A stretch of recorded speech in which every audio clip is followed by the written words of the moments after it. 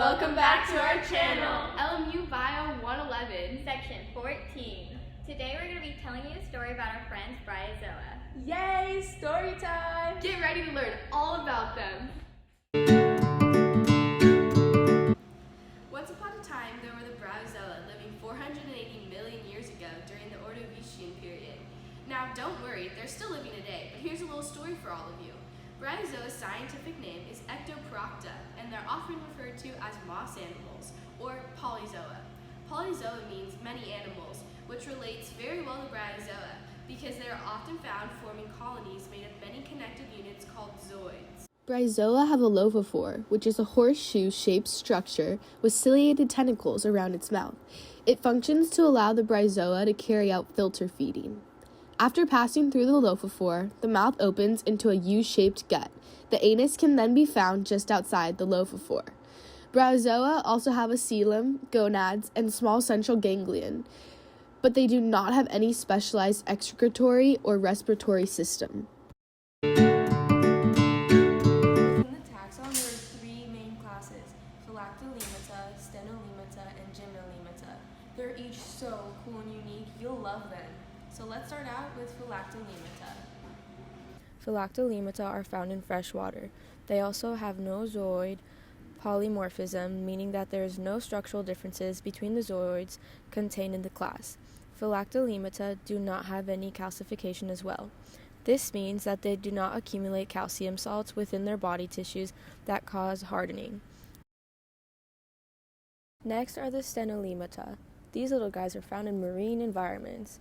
They have tubular zooids, or tubular-shaped bodies, that are composed of calcium. Within this class, there are 5 subgroups. These are Trepostomata, Cystoporata, Cryptostomata, Fenestrata, and Tubuliparata, which is also known as Cyclostomata. And finally, we have Gymnolemata. These are also found in marine environments, and they have flattened or cylindrical zooids.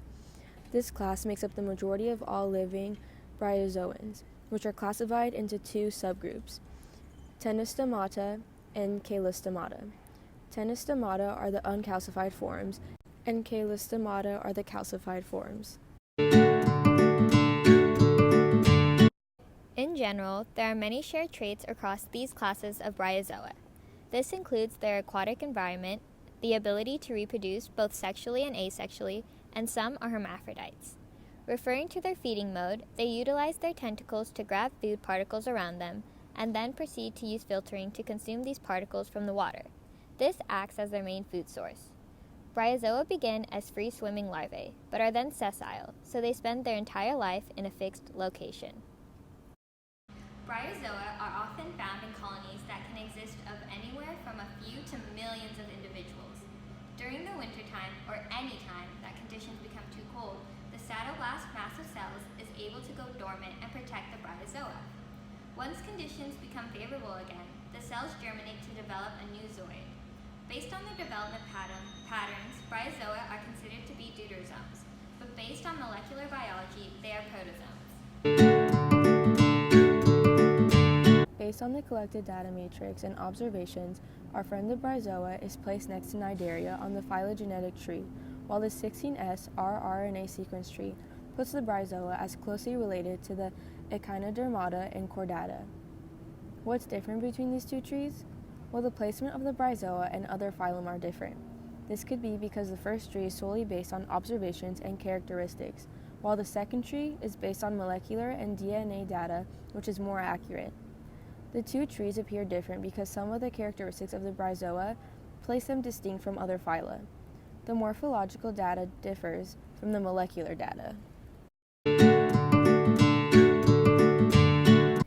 Based on paleontology, bryozoa have a rich fossil history because many of their skeletons are calcified. The found fossils distinguish the bryozoa as soft-bodied. This third tree shows the relationship of bryozoa to other phylum.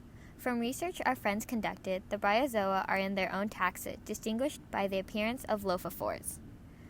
The bryozoa are found to be a monophyletic phylum, meaning they came from a common ancestor that is not shared with any other group.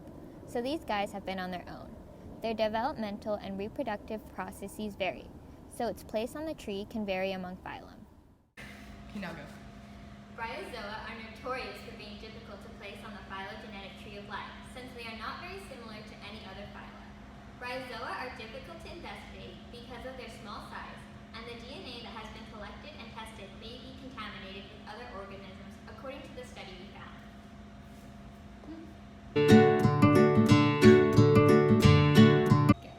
Now, time for a few interesting facts about Bryozoa. They are sometimes considered hazardous based on their colonial size. Because the colonies can grow so big, they can pose as an issue for boats and docks by causing damage. Did you know Bryozoa could also be useful for humans? They produce bryostatin 1, which is a drug believed to have oncological applications. How cool is that? Thanks for watching! Make sure to like, Comment, and subscribe.